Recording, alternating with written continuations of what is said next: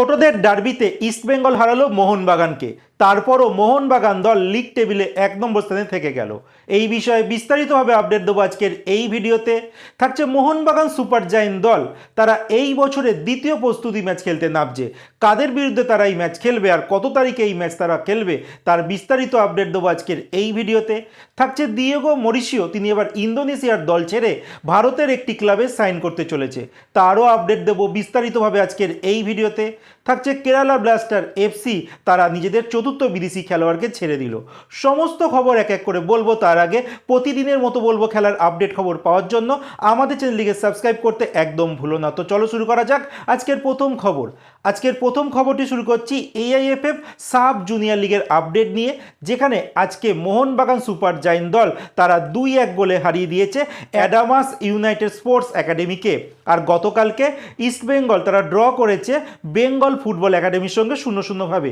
এই মুহূর্তে sub junior লিগের ইস্টবেঙ্গল মোহনবাগান যেই গ্রুপে রয়েছে, সেখানে যদি পয়েন্ট তালিকার কথা বলি, 1 নম্বর স্থানে রয়েছে ভবানীপুর, 2 নম্বর স্থানে রয়েছে এসকেএম কালনা, 3 নম্বর স্থানে রয়েছে মোহনবাগান সুপার জায়েন্ট। এই তিনটে দল কিন্তু একটি করে ম্যাচ খেলেছে, তারা জয়লাভ করেছে, যার জন্য তারা 3 পয়েন্ট করে তারা পরপরভাবে রয়েছে 1, 2, 3। আর 4 নম্বর স্থানে রয়েছে ইস্টবেঙ্গল, তারা একটা ম্যাচ খেলেছে, একটাই ড্র করেছে বেঙ্গল ফুটবল একাডেমির সঙ্গে, যার জন্য তারা কিন্তু এখন 4 নম্বর পজিশনে রয়েছে। এর পরের যে আপডেটটি দেবো, এলিট লিগ অনূর্ধ্ব 18 এআইএফএফ আজকে ডার্বি ম্যাচ হয়ে গেল ইস্টবেঙ্গলের মাঠে, যেখানে ইস্টবেঙ্গল দল মোহনবাগান সুপার জায়েন্ট দলকে 2-0 গোলে হারিয়ে দিয়েছে। এই ম্যাচে 17 মিনিটে কিন্তু মোহনবাগানের একজন খেলোয়াড় ইস্টবেঙ্গলের একজন খেলোয়াড়কে বিশ্রীভাবে একটা ফাউল করে, রেফারি সরাসরি তাকে রেড কার্ড দেখিয়ে দেয়। তারপর কিন্তু মোহনবাগান 10 জনে হয়ে যায়, আর ইস্টবেঙ্গল এই মোহনবাগানকেই তারা 2-0 গোলে হারিয়ে দেয়।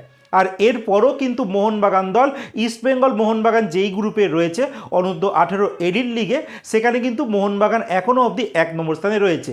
এইবার তোমাদের বলে দিই পয়েন্ট তালিকায় কে কত স্থানে রয়েছে। তো সবার প্রথমে রয়েছে মোহনবাগান, যারা 7 ম্যাচ খেলেছে 14 পয়েন্ট নিয়ে 1 নম্বর স্থানে রয়েছে। ইস্টবেঙ্গল মোহনবাগান থেকে একটা ম্যাচ কম খেলেছে, তারা দ্বিতীয় স্থানে রয়েছে 6 ম্যাচে 13 পয়েন্ট নিয়ে, তারা কিন্তু একটা ম্যাচ কমও খেলেছে, আর মোহনবাগান থেকে 1 পয়েন্টে তারা কমও রয়েছে। আর 3 নম্বর স্থানে রয়েছে ইউনাইটেড স্পোর্টস ক্লাব, তারা 7টা ম্যাচে 11 পয়েন্ট নিয়ে তারা কিন্তু 3 নম্বর স্থানে রয়েছে। যাই হোক, এর পরের যে আপডেটটি দেবো সেটা কেরালা ব্লাস্টার এফসিকে নিয়ে। কেরালা ব্লাস্টার এফসি নিজেদের চতুর্থ বিদেশি খেলোয়াড়কে তারা কিন্তু ছেড়ে দিল। বলে রাখি, জুয়ান রদ্রিগেজ একজন স্প্যানিশ ফুটবলার, এই খেলোয়াড় সঙ্গে কিন্তু তারা মিউচুয়ালি কন্ট্যাক্ট কিন্তু তারা টার্মিনেট করে নিয়েছে। আর এই খেলোয়াড় বর্তমানে স্পেনের 3rd ডিভিশনের একটি দল আছে মার্বেলা এফসি, নামকরা দল। এই দল কিন্তু একটা সময় লা লিগাও খেলেছে, আর এই মার্বেলা এফসিতে কিন্তু সাইন করেছে এই জুয়ান রদ্রিগেজ। তো বলে রাখি, এই মুহূর্তে কিন্তু আইএসএলের সমস্ত দল এক এক করে বিদেশি খেলোয়াড়দের ছেড়ে দিচ্ছে। যদি ইস্টবেঙ্গল আর মোহনবাগানকে সাইড করি, বাকি সমস্ত দল ম্যাক্সিমাম দেশি খেলোয়াড়দের নিয়ে কিন্তু তারা টিমটা গঠন করেছে। সবথেকে ভালো অবস্থায় রয়েছে মোহনবাগান, তারপরে যদি কোনো দল থাকে সেটা হচ্ছে ইস্টবেঙ্গল। মোহনবাগান এই বছর যদি তারা আইএসএল চ্যাম্পিয়ন হয়, তারপরও কিন্তু তারা এএফসি কম্পিটিশানে খেলতে পারবে না, কারণ মোহনবাগানের উপরে 2 বছরে ব্যান রয়েছে। সেক্ষেত্রে যারা দ্বিতীয় পজিশন শেষ করবে তাদের কাছে কিন্তু একটা সুযোগ রয়েছে, তারা কিন্তু এএফসি কম্পিটিশানে পার্টিসিপেট করতে পারে। এর পরের যে আপডেটটি দেবো দিয়েগো মরিসিওকে নিয়ে, যেই দিয়েগো মরিসিও নিয়ে একটা আপডেট বেরিয়ে আসছিল, ইস্টবেঙ্গল দল চায় এই খেলোয়াড়টিকে তাদের দলে বিদেশি স্ট্রাইকার হিসেবে খেলাতে।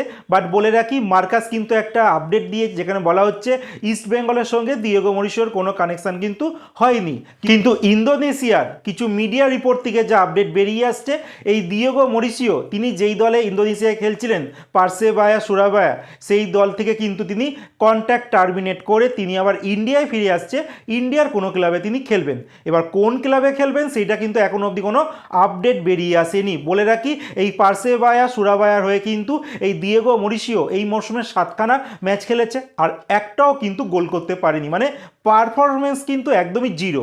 জানি না এই খেলোয়াড়টি এবার কোন দলে সাইন করে। আমার মনে হয় যদি ইস্টবেঙ্গলে সাইন করে, তো ইস্টবেঙ্গলের জন্য আমার মনে হয় না খুব একটা ভালো সাইন হবে। সেম একই জিনিস হবে, যাদেরকে ছেড়ে দিল তাদের মতনই অবস্থা হবে। যাই হোক, এরপরে শেষ যে আপডেটটি দেবো মোহনবাগান সুপার জায়েন্ট দলকে নিয়ে। মোহনবাগান সুপার জায়েন্ট দল 2026 সালে নিজেদের দ্বিতীয় প্রস্তুতি ম্যাচ তারা খেলতে নামছে। আর বলে রাখি, 17 জানুয়ারি তারা দ্বিতীয় প্রস্তুতি ম্যাচ খেলবে, আর তারা মুখোমুখি হবে বিধাননগর মিউনিসিপাল স্পোর্টস একাডেমির সঙ্গে। তো মোহনবাগান এর আগেও কিন্তু একটা প্র্যাকটিস ম্যাচ খেলেছে, এবার তারা বিধাননগর মিউনিসিপাল স্পোর্টস একাডেমির সঙ্গে একটা প্রস্তুতি ম্যাচ খেলবে। মোহনবাগান দল কি এই বছর আইএসএল জিততে পারবে? তোমাদের কি মনে হয়? এই নিয়ে তোমরা কমেন্টে জানাতে পারো।